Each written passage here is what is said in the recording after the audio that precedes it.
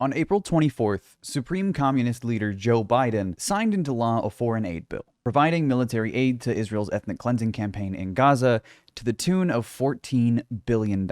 This bill also includes $60 billion in military aid to Ukraine and $9.5 billion for, quote, humanitarian assistance for civilians in Gaza, Sudan, Ukraine, and other populations caught in conflict zones across the globe. This bill also includes $1 billion in additional humanitarian aid for Gaza, which seems counterproductive given that that is 1/14 of the obscene military funding that they're giving the state that kills aid workers with impunity. We didn't have all the information, obviously, in the first minutes and hours, but very clear the situation began being very obvious when we began seeing images of these bodies and these passports in the hospital that confirm these were our people. At the end is what we know, what everybody knows, that they were targeted systematically, car by car. They were targeting us in a conflicting zone, in an area controlled by IDF. Them knowing that was our teams moving on that route with with 3 cars. And then they hit the third one, and then we saw the consequences of that continuous targeting attack. Seven people dead, but there are 7 on top of a list of more than another 190 humanitarian workers that they've been killed over the last 6 months. I believe will be good intentions on anybody, and they will tell the story whatever they want to say.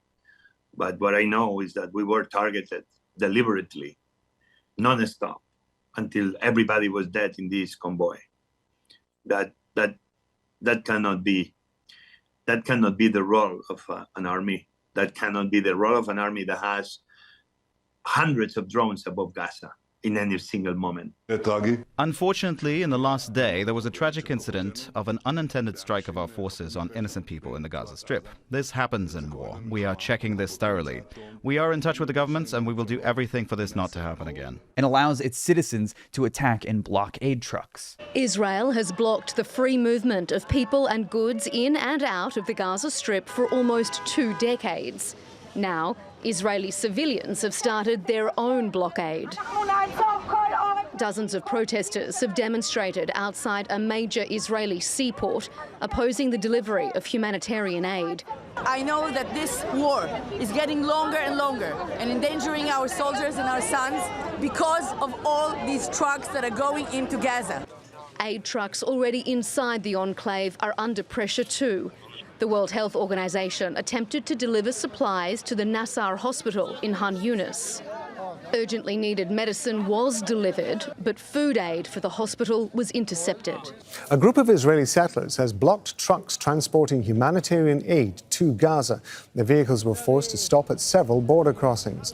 Settlers also destroyed some of the supplies. Aid trucks entering the Strip have been attacked repeatedly. That happens multiply by the Israeli settlers who are completely looting the loads of these humanitarian trucks, and they have been throwing it to the floor, calling the Israeli government for not allowing for aid deliveries to the besieged enclave unless their Israeli captives are released. And that's absolutely a part of what the Israeli settlers have been doing for multiple weeks, as the Israeli police have stood by without preventing even those settlers from attacking such a humanitarian convoys. But the fact on the ground that these humanitarian aid have been released, even have been allowed to depart Ashdod port after being inspected by the Israeli military, heading to Karm Abu Salam crossing later to have an access to the Gaza Strip. But those settlers have been exerting more pressure on Netanyahu's government in order to stop such aid supplies in light of the ongoing famine that is looming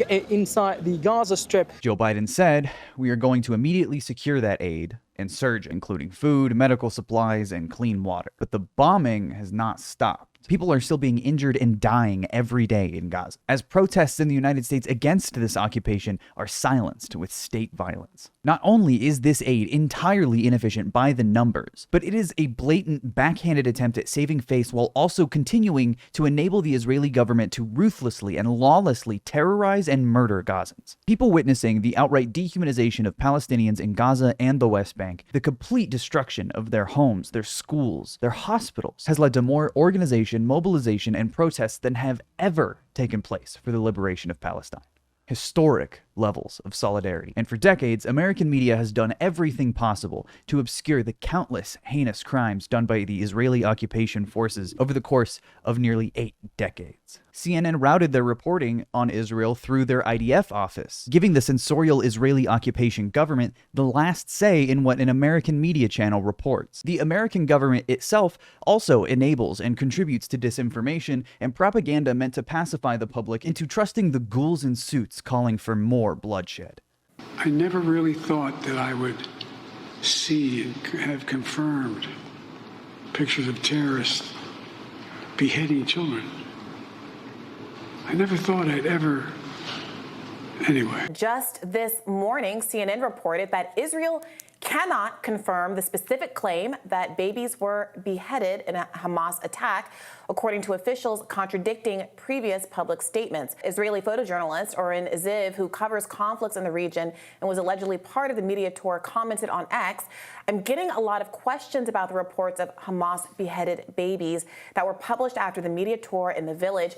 During the tour, we didn't see any evidence of this, and the army spokesperson or commanders also didn't mention any such incidents." You say that opening Kerem Shalom improves the lives of the Palestinians in Gaza, but wouldn't not killing them improve the lives of Palestinians in Gaza? I think Hamas surrendering and stopping using them. Well, stopping. There's no reason why it can't happen. I mean, as much as people call on Israel to take steps, Hamas bears responsibility here, and Hamas stopping using them as human shields when Israel is trying to target Hamas for the attacks it conducted on October 7th would also do a great deal. Since Israel began the escalation of their ethnic cleansing in Gaza, social media has been flooded with direct video and primary accounts of what Palestinians are being subjected to, along with videos explaining the politics, history, and context of the brutality we're seeing. Context the mainstream media and even our government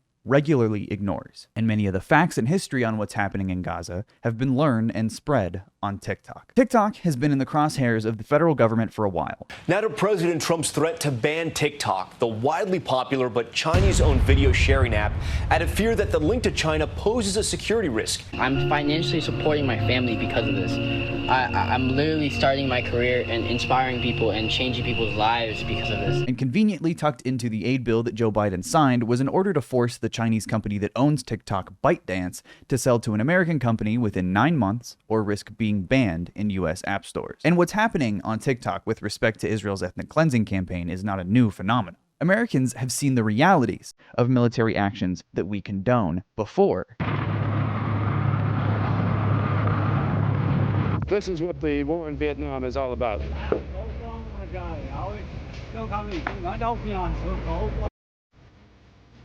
In the late 60s, Americans were seeing on-location reporting of the Vietnam War for the first time ever. It first appeared that the Marines had been sniped at and that a few houses were made to pay.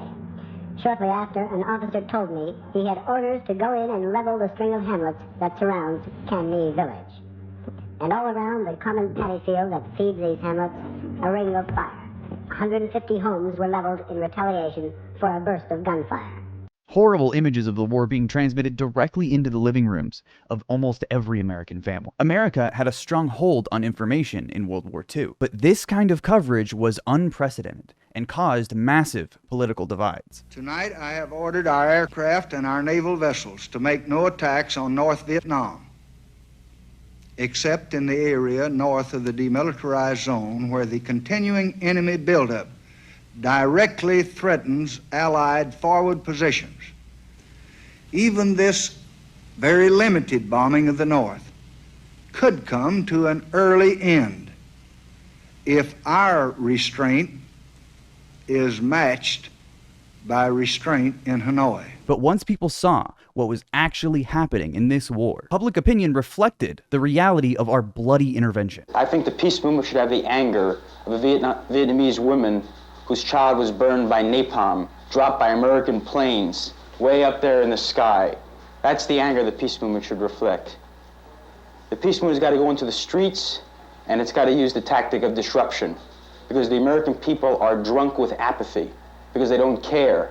Exposure to the raw truth on a scale as massive as TikTok with 170 million users can erode media and government narratives to the point of transparency. And the immediate reaction from so many people is an expected result of the sheer amount of wholesale defense, censorship, support, funding, and propaganda done by America on behalf of the apartheid state of Israel. Israel is America's pet project in the Middle East and requires tremendous amounts of military aid, information control, and protection from accountability to maintain the apartheid and continue to expand it. In exchange, America is given surveillance info. Among other things, any proxy would be happy to offer its parent state. But because China is communist and scary, the government can pretend that the TikTok ban is in the name of national security. Because yeah, every American corporation has access to your information and do whatever they want with it. But if China does it, what if they do it? In reality, this is broad censorship. If it were about data privacy, it wouldn't just apply to TikTok. It's about control. I also say this because it's not much of a secret. Ignoring the potential financial benefit multiple lawmakers would stand to gain from TikTok being banned. This is not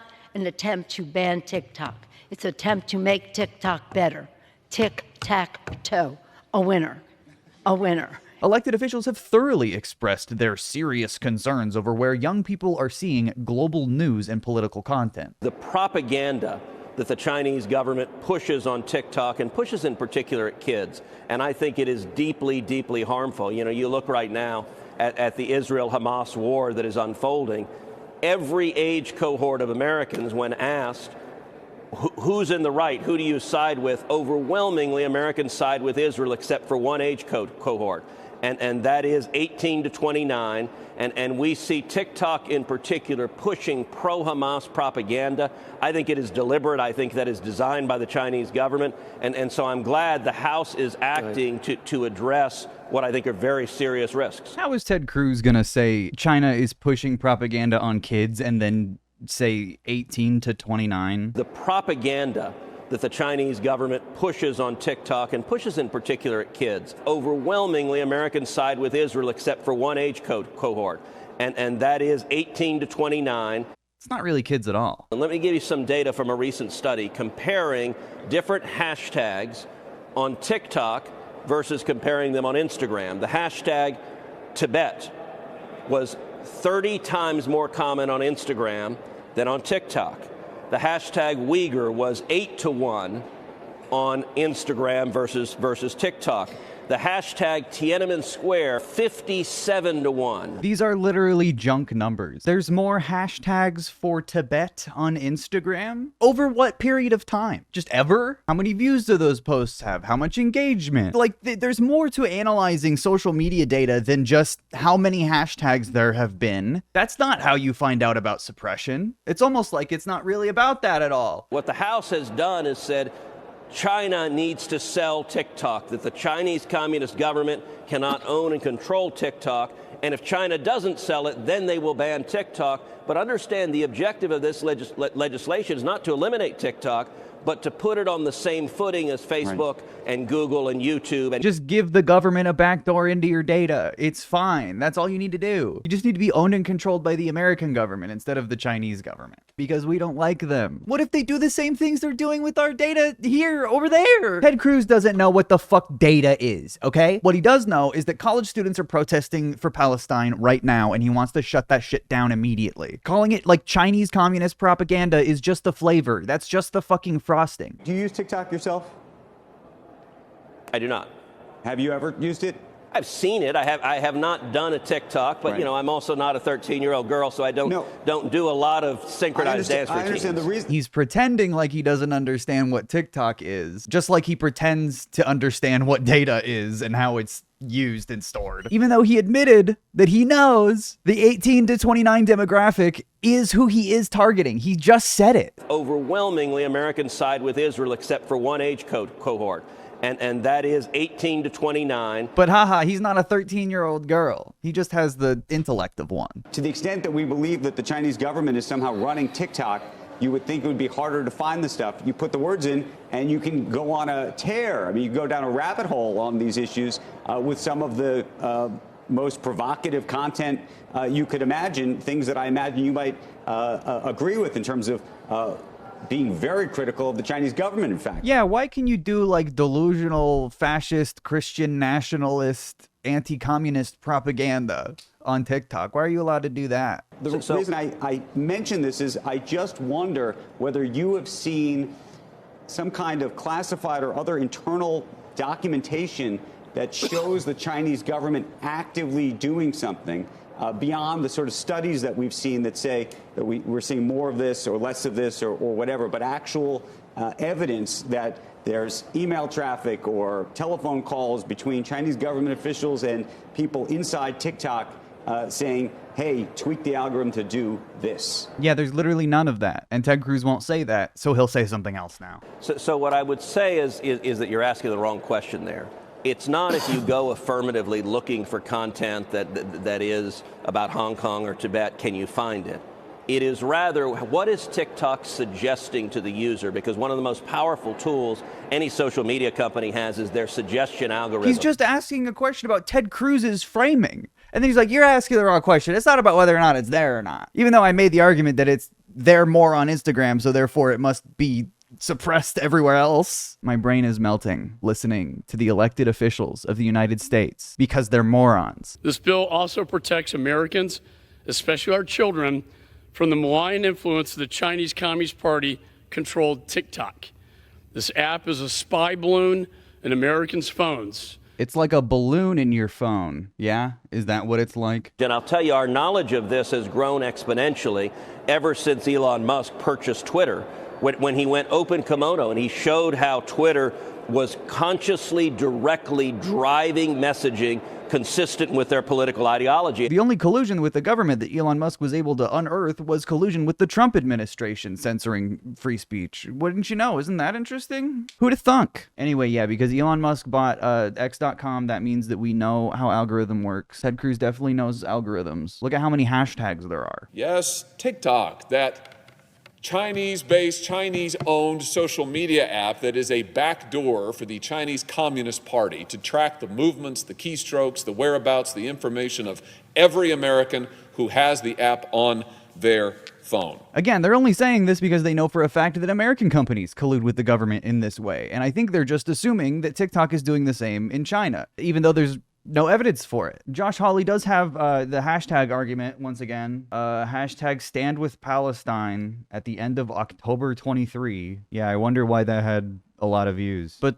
the week before, there were roughly the same amount of views, despite there being way more Palestinian posts. That doesn't seem right. How can 8,000 Israel hashtags get the same amount of views as 123,000 Stand With Palestine hashtag? That doesn't make any fucking sense at all. It's also such a ridiculous argument because these are such specific hashtags. They're literally only looking at these two hashtags. What do you mean? Like, they're not measuring all of the content on the website. Not even close. Is that all of it? Anyway, these guys are unafraid of saying that they don't want people seeing anything that questions the State Department's narrative on Palestine. An offer is on the table to have a ceasefire, and yet the world is screaming about Israel. It's like, why aren't they screaming about Hamas? Just some wonder why there was such overwhelming support for us to shut down potentially TikTok or other entities of that nature.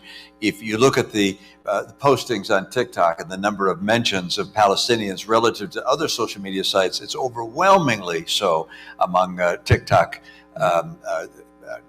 broadcast. So I'd note that's of real interest, and the president will get the chance to make action in that regard. Almost every American politician is roughly saying more or less the same version of these arguments. The Biden campaign joined TikTok. And Senator Warner. And I said that sent a pretty darn mixed message because the Biden administration supported my earlier bipartisan legislation that we would lead to a path of potentially banning TikTok, because I believe that TikTok, both controlled by the Chinese Communist Party, both collects data, and as a news source, literally half of young people in America get a lot of their news all from TikTok. 170 million Americans are on it. And the idea, if you don't think the Chinese Communist Party can twist that algorithm to make it the news that they see reflective of their views, then I don't think you appreciate the nature of the threat. With Beijing's blessing, TikTok's algorithm pours gasoline on alarming trends from the glorification of Hamas terrorists to a particularly outrageous fad that emerged last year where young people, quote, discovered, end quote, the wisdom of Osama bin Laden? It's endless. It's a muddled void of the same tepid arguments and half-truths repeated forever. This is meant to manipulate the public, and it's bipartisan. That's why it passed so quickly. And obviously, when the stats that these suits are citing aren't completely pulled out of their asses, they're still just wrong. If anything, pro-Israeli content is viewed disproportionately higher than pro-Palestinian content based on how many times it's posted. This isn't about a disparity of what's being seen, because there isn't one. It's about pro-Palestinian content being seen at all. So much of this argument hinges on the fact that TikTok is owned by a Chinese company, ByteDance. And despite the CEO being fucking Singaporean, but the American legislators desperately still trying to make that work somehow. You said today, as you often say, that you live in Singapore. Of what nation are you a citizen? Singapore. Are you a citizen of any other nation? No, Senator. Have you ever applied for Chinese citizenship? Senator, I served my nation in Singapore. No, I did not. Do you have a Singaporean passport? Yes, and I served my military for two and a half years in Singapore. Do you have any other passports from any other nations? No, Senator. Have you ever been a member of the Chinese Communist Party? Senator, I'm Singaporean. No. Have you ever been associated or affiliated with the Chinese Communist Party? No, Senator. Again, I'm Singaporean. Mr. Chu, let's cut straight to the chase. Is TikTok under the influence of the Chinese Communist Party? No, Senator. We are a private business. Now, you said earlier, and I wrote this down, we have not been asked for any data by the Chinese government, and we have never provided it. I'm going to tell you, and I told this when you and I met last week in my office, I do not believe you. I don't have any evidence. I don't have anything, but I don't believe you. Okay, Ted. Let me point to this, Mr. Chu. There was a report recently that compared hashtags on Instagram to hashtags on TikTok and what trended, and the differences were striking. For something like hashtag Taylor Swift or hashtag Trump, researchers found roughly 2 Instagram posts for every 1 on TikTok. That's not a dramatic difference. That difference jumps to 8-to-1 for the hashtag Uyghur.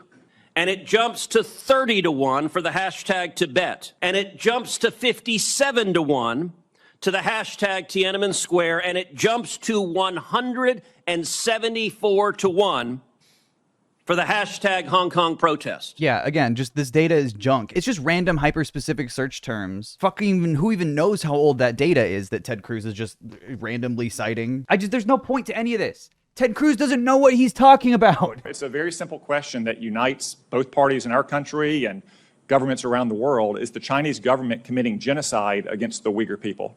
Senator, anyone, including, you can come into TikTok and talk about this topic. Well, that's good to know at least. Good to know that Tom Cotton thinks that whether or not genocide is happening is a simple fucking question. I think the answer on Israel is pretty clear, is it not? And you can see the media massaging the narrative on behalf of the American state even here. Unrelenting, Tom Cotton unflinchingly grills TikTok CEO at the Senate hearing on online child safety. This is a genuinely, deeply unserious conversation we're having right now. Arguably not even political. Just fantasy. I feel like we can collectively realize and recognize that this is a delusion, a huge waste of time, unacceptably racist, and that this is not a substantial argument, certainly not for banning an entire platform, especially when there is no evidence that the Chinese government is doing any of these scary hypothetical things. And they've already contracted an American company, Oracle, to store their data. Chinese communism is not the reason the TikTok ban has been rushed to be passed so quickly. The reason is to maintain the propagandized status quo and silence pro-Palestinian speech in a way other social media platforms have happily done already. Israel has killed 97 journalists in Gaza since October 7th, including some of their families. The occupation forces did this to prevent what's happening in Gaza from being known. This is fact. It's undeniable. And the TikTok ban is just another means of revoking free speech when it's used to advocate for Palestine. With the police crackdown of protests at universities, we see exactly the consequences of our disbelief of State Department narratives. What happens when we question a genocide done by one of the United States proxies? Those in power would love to avoid all this ugly stuff by preventing you from even learning about any of it. Now that's peace. Welcome to the land of the free. And maybe this is controversial, but when I say mainstream media, I don't even just mean legacy news media. Many YouTube creators with massive platforms have made videos about the TikTok ban. Is included in a supplemental foreign aid package to help Israel, Ukraine, and Taiwan. Why the fuck is the bill to ban TikTok having to do with Israel? Talking about how China is scary. The ban would devastate 7 million businesses and silence 170 million Americans. As we continue to challenge this unconstitutional ban, we will continue investing and innovating to ensure TikTok remains a space where Americans from all walks of life can safely come to share their experiences, find joy, and be inspired. So to understand, it's kind of wild seeing a Chinese company talk about freedoms and the Constitution this hard. And it's kind of funny watching the CEO for this company come out and basically talk about this to the TikTok audience. Again, it's wild that China, a country known for its massive human rights violations and authoritarian control, is now leveraging a constitution that is antithetical to itself in order to protect and preserve its application. Look, we live in a free part of the world, okay? I might not be a Canadian, but I share a lot of similar freedoms that Americans have. But Americans really are the freest country in the world. If you think about it, one of the best benefits of the United States is being able to, I don't know, talk shit and criticize the president even, right? The sitting leader, the executive leader of a country. One of the scariest things to me, all right, is living in a country like China where access to information isn't freely available. You can't go to google.com in China and look up actual atrocities committed by the world. You can only look at a curated version the Chinese government wants you to see. Conveniently ignoring any connection to Israel's genocide. There's a TikTok ban. This is not a drill. It is a law now. Let me explain what this is and why it's happening. This new law says that the Chinese company that owns TikTok has 1 year to sell the company. And if they don't, Apple and Google will be required by law to take TikTok out of the App Store, meaning you can't download it. You can't update it. But why are they doing this? The answer is that the Chinese government has a tendency to influence Chinese companies. And this isn't some conspiracy theory. This is like Chinese law. And so the thinking here is that TikTok, a place where millions of young Americans get their news, could theoretically be quietly influenced to show a version of the world that the Chinese government wants young Americans to see. This is worrisome, said Congress and the president, and they passed this law. Now let's be clear. As far as we know, the Chinese government has never done anything to influence TikTok. But the thinking here is that as tensions rise between these two superpowers, China could pump misinformation and propaganda into American minds. When this ban was passed in the foreign aid bill giving billions of dollars in military aid to Israel. It's the same bill, it's part of it. If anything, in terms of free speech, Palestine is far more relevant to the timing of the TikTok ban being passed than any other factor. Certainly fucking China. But watching any of these videos, you wouldn't even know that. And I'm not saying these creators are trying to defend Israel. I don't know anything about their opinions on Israel. But when it comes to the media, omission is complicity. And not mentioning Palestine when it is directly relevant to the situation at hand, it's embarrassing. You're not talking about the actual situation. You're talking about a sanitized version. But sadly, this is a running theme for those with larger platforms. It's selective outrage. No one is avoiding being political by talking about this. He's reading the bill. This is politics. They're talking about China. Why not Israel? Is it not relevant? It's right there. Senate advances Ukraine aid, Israel funding, and TikTok ban. That's like, what a fucking rotation there. This behavior is not the result of being apolitical. It is the result of prioritizing monetization and ad revenue over anything else. And if you're fine with that, you're fine with that. But I hope those who watch this content, wherever they find it, are aware and understand that they're only hearing the truth to the extent of the convenience of those producing the content. The ADL has referred to the link between Israel and censoring TikTok as a conspiracy theory, despite the director of the ADL specifically and hyperbolically referring to TikTok as Al Jazeera on steroids. It's not college presidents who are influencing students so much as it is Instagram and TikTok. That's correct. And let's be frank about it. We've been on this show. We've talked about Instagram. We've talked about Twitter or X, and you've seen my back and forth with Elon Musk. But we need to talk about TikTok. TikTok, if you will, it is the 24/7 news channel of so many of our young people, and it's like Al Jazeera on steroids, amplifying and intensifying the anti-Semitism and the anti-Zionism with no repercussion. Better fucking drop a bomb on the roof of TikTok HQ, huh? Joe Biden's continued and unwavering defense of Israel, as well as total refusal to even acknowledge the realities of Palestine or the reasonable demands of the protesters, will only continue to necessitate unrest and outcry. In 2023, on a sacred Jewish holiday, the terrorist group Hamas unleashed the deadliest day of the Jewish people since the Holocaust. Driven by ancient desire to wipe out the Jewish people off the face of the earth. And the unjustifiable escalation of violence, surveillance, and suppression of speech is on behalf of his foreign policy. All the while, Rafah is in Netanyahu's crosshairs, an actual invasion of the most concentrated group of refugees in the entire world, in Benjamin Netanyahu's own words, with or without a ceasefire, which is somehow a more evil way of saying there will be no ceasefire. I don't know how else he plans on entering Rafah. And so who are we to expect our government to reason with? The protesters with clear, actionable demands? Or the rogue Israeli state that is indignant at the thought of restraint or accountability? Free speech is being suppressed violently and through legislation, with a historic humanitarian disaster potentially on the brink of further escalation. The United States has historically taken a violent stance against free speech when progressives are the ones speaking. We don't think you fight fire with fire fists, we think you fight fire with water fists. We're going to fight racism, not with racism, but we're going to fight with solidarity. We said we're not going to fight capitalism with black capitalism, but we're going to fight it with socialism.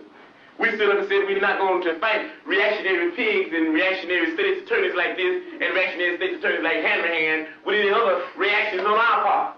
We're going to fight their reactions where all of us people are getting together and have an international proletarian revolution. Right on. Those who advocate for civil rights, human rights, and an end to unjust systems like apartheid states. But we, as citizens, are somehow expected to forget the actions of the past as they repeat themselves currently. They were ordered to remove the barricades in a plastic hospital tent. They refused, so the police did.